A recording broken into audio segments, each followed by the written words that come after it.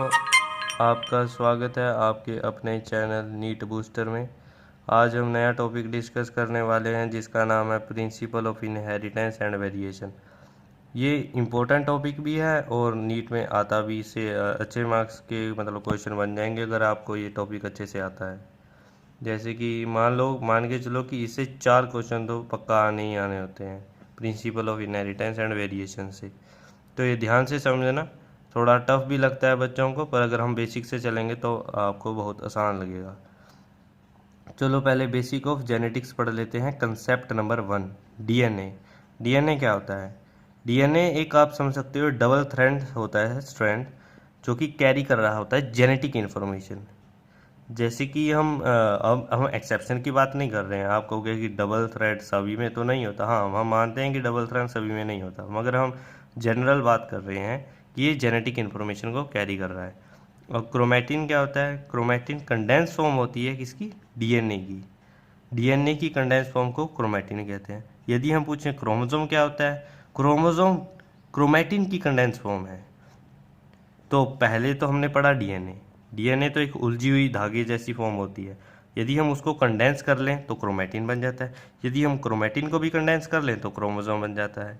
यदि आपसे कोई पूछ ले कि most condense form of DNA क्या है, तो आपको टिक करना है क्रोमोसोम, क्योंकि ये आ चुका है नीट में। कंसेप्ट नंबर 2 पे चलते हैं, जीन। जीन क्या होता है? जीन एक तरीके से आप समझ सकते हो, एक सेगमेंट होता है डीएनए का, जो कि एक इन्फॉर्मेशन को कैरी कर रहा होता है। मतलब जो नेक्स्ट जनरेशन में इन्फॉर्मेशन जाएगी उसके बारे में आपको इन्फॉर्मेशन देगा। इसको आप ऐसे डिफाइन कर सकते हो कि सेगमेंट ऑफ डीएनए या फिर part of DNA which act as a unit of inheritance. जैसे कि मैंने यहाँ पे दिखाया भी है, जैसे कि ये डीएनए के 2 स्ट्रैंड दिखा रखे हैं। जैसे कि ये एक जीन जीन भी दे रखी है, AATTTA, है ना।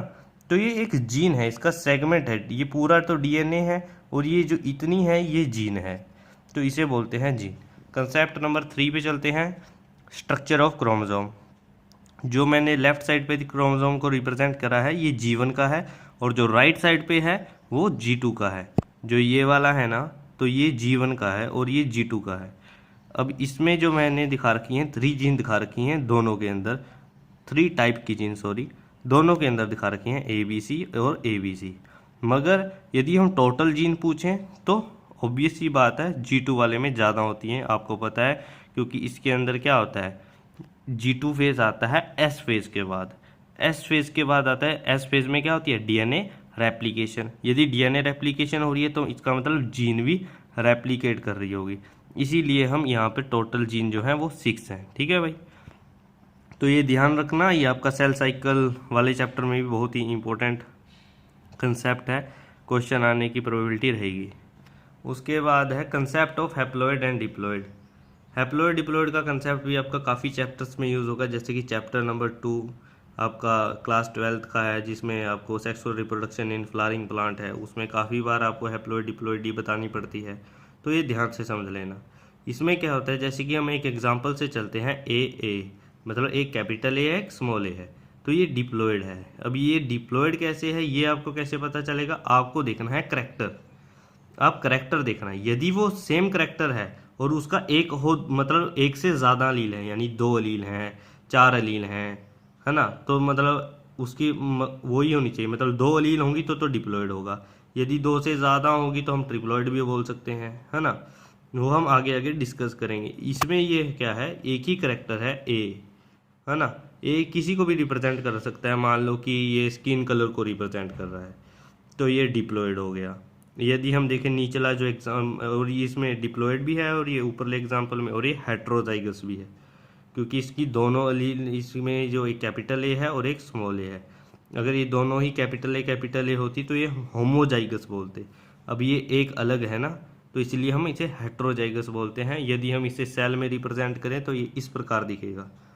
ये थोड़ा डीप हो गया, आप यदि यहाँ तक भी देख लोगे ना, आपका तब भी इस चैप्टर में यहाँ तक काम चल जाएगा। मगर यदि आपको आगे वाले चैप्टर में प्रॉब्लम ना आए तो ये इस प्रकार से रिप्रेजेंटेशन होता है, ये याद देख लेना इसको। नेक्स्ट है आपका कैपिटल ए और स्मॉल ए के दोनों ही होमोजाइगस है, अब भी ये डिप्लॉइड है।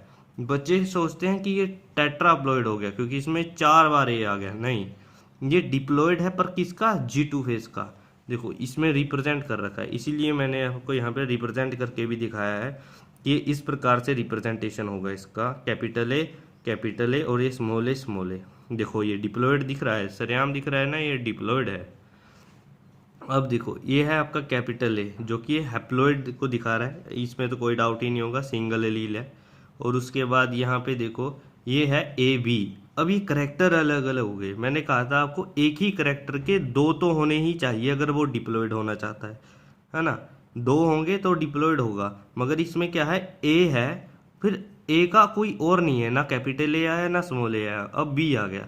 मगर फिर ये इसने डिप्लॉयड की जो कंडीशन है वो सेटिस्फाई नहीं करी, तो ये हैप्लॉयड है, क्योंकि बी का भी एक ही है जो डोमिनेंट एलील होता है। ए अलग करेक्टर है और बी अलग करेक्टर है, इसीलिए हैप्लॉयड हो गए। अब प्रैक्टिस कर लेते हैं, जैसे कि पहला क्वेश्चन देख लो आप, capital A, capital B, capital D. अब देखो इसमें क्या है, तीन टाइप की एलील है, तीन टाइप की एलील कह लो, या फिर तीन टाइप की, सॉरी एलील मत रहने दो ज़्यादा, हम यदि फिर अप्रोप्रिएट सोचेंगे तो आएगा जीन। थ्री टाइप की जीन है यहाँ पर, कैपिटल ए, कैपिटल बी और हम कैपिटल डी, और 6 आपकी जीन हो गई है। इसमें आप कैसे बता पाओगे कि ये डिप्लॉयड है, हैप्लॉयड है? तो मैंने आपको एक ही कंसेप्ट बताया कि आप करेक्टर से चलो, जैसे कि ए, ये ए अलग करेक्टर है, बी अलग करेक्टर है, डी अलग करेक्टर है, मगर यहाँ पर अब ए के साथ उसका एक और एलील आ गया ना, कैपिटल ए। यदि यहाँ पर स्मॉल ए होता तब भी कोई चक्कर नहीं था, तब भी ये डिप्लॉयड ही रहता। यदि कैपिटल बी की जगह यहाँ पे स्मॉल बी होता तब भी डिप्लॉयड ही रहता। मगर अब इनके एक ही करेक्टर के दो दो तो हैं ही ना एलील, तो ये डिप्लॉयड हो गया। मगर अब इसके अंदर करेक्टर कितने आ गए, 3। कैसे, ए बी डी, तो तीनों अलग अलग है ना अल्फ़ाबेट, तो ये ट्राई हाइब्रिड हो गया। अब जैसे कि इसमें देखो ए बी डी, अब तीनों अलग अलग हैं तो ट्राई हाइब्रिड तो है, इसमें तो कोई डाउट नहीं है। मगर ए के साथ इसका कोई साथ में नहीं दे रखा है, स्मॉल ए या कैपिटल ए, तो ये डिप्लॉयड नहीं हो सकता, तो ये क्या हो गया, हैप्लॉयड। अब इसमें भी देखो थर्ड क्वेश्चन में ए के साथ इसका ना स्मॉल ए है ना कैपिटल ए है, इसके साथ दे रखा है टी। अब टी दे रखा है, क्या हम टी के साथ कह सकते हैं कि ये डिप्लॉयड बना लेगा? नहीं, दोनों करेक्टर अलग अलग हो गए, ये डाई हाइब्रिड हो गया नो डाउट, क्योंकि इसके अंदर दो करेक्टर हैं। मगर इसके अंदर इसका ए का एक साथ में स्मॉल ए या छोटा ए होना चाहिए था अगर इसे वो होना था डिप्लॉयड, मगर अब इसके साथ सिर्फ और सिर्फ ए ही दे रखा है, तो ये हैप्लॉयड होगा। अब फोर्थ देखो, फोर्थ में दे रखा है आपको कैपिटल ए 4 बार, तो ये देखो अब इसमें जो है इसे कह सकते हो आप टेट्राप्लॉयड, मगर ये है तो एक ही करेक्टर ना, ए है तो मान लो ए कोई भी होगा, स्किन कलर होगा, आई कलर होगा, है तो एक ही करेक्टर ना, तो ये मोनो हाइब्रिड होगा। अब इसको आप ट्राई करना, ये अच्छा क्वेश्चन है, यदि आप सारा कुछ समझ गए होगे तो यदि आप कमेंट में आंसर करोगे तो मुझे भी ठीक लगेगा। आप इसे एक बार ट्राई करना, और ये इजी भी है और इस प्रकार के क्वेश्चन आते भी हैं नीट में। अगर आपको आगे के क्रॉस के क्वेश्चन समझ में आने चाहिए ना, तो आपको पहले ये वाला क्वेश्चन खुद से ट्राई करना है, ठीक है। आगे चलते हैं कंसेप्ट ऑफ लोकस पे। कंसेप्ट ऑफ लोकस क्या होता है? जैसे कि एक मैंने यहाँ पे क्रोमोसोम्स दिखा रखे हैं, जैसे कि जीवन के क्रोमोसोम है, आप देख के बता सकते हो ये जीवन के क्रोमोसोम है। अब यहाँ पे जो एक कैपिटल ए दे रखा है और एक स्मॉल ए, ये जीन है। अब जो इनकी पैरेलल लोकेशन होती है ना, जो इनकी लोकेशन होती है उसे बोलते हैं लोकस। जैसे कि कैपिटल ए स्मॉल ए, ये एक लोकस है। अभी आप ये तो बता ही सकते हो ना, एक ही करेक्टर के हैं और दो दे रखे हैं तो डिप्लॉयड। अब जैसे कि ये हो गया कैपिटल ए और कैपिटल आर, अब ये भी डिप्लॉयड हैं, इसमें तो कोई डाउट नहीं। अब इसके लोकस कितने हैं, एक पैरेलल लोकेशन ये, एक पैरेलल लोकेशन ये, तो 2 लोकस हो गए। तो लोकस का कंसेप्ट होता है कि पैरेलल लोकेशन जिस पर जीन या उसकी एलील लोकेटेड हो, उसे बोलते हैं हम लोकस।